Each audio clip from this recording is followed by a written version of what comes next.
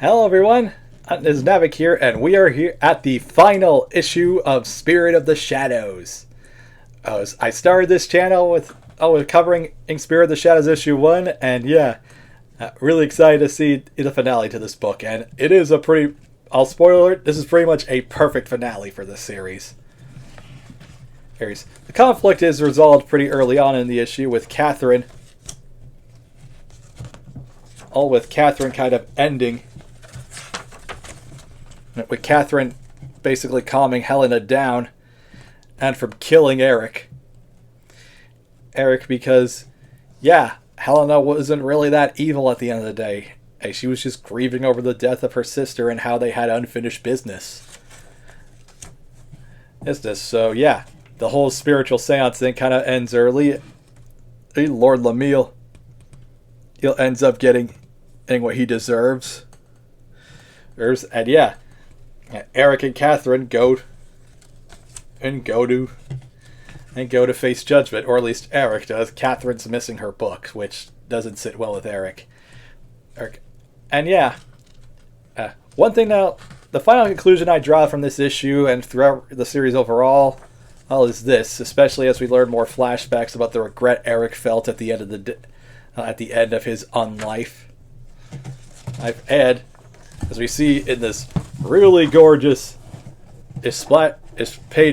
sideways page. Again, Nick Cagetti's artwork is really amazing.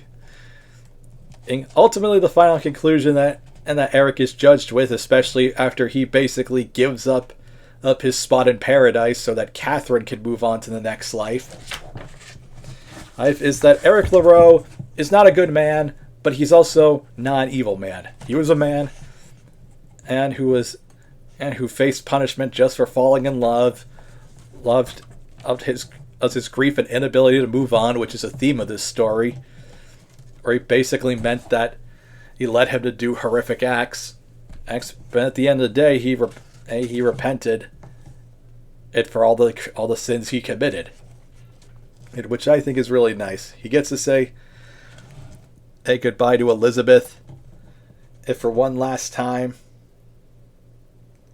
I'm saying goodbye to Catherine before he cements to just acting as sort of a guide in the Netherrealm.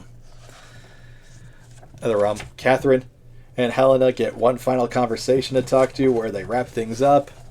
And yeah, not a lot of action in this book, but the final sequences and conversations are really beautiful.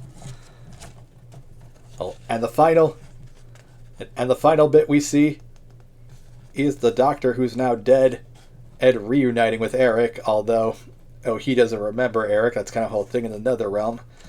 And we end on this last page where Eric just plays a beautiful tune while the Doctor reads his life story, ready to so that he can face judgment and hopefully move on too. So yeah, I'd say that's a pretty beautiful ending for this comic.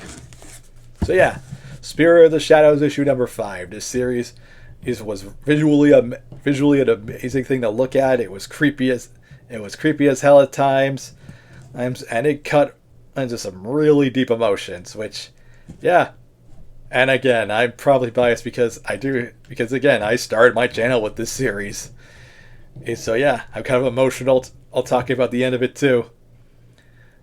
What else can I give this book, bud? 5 out of 5.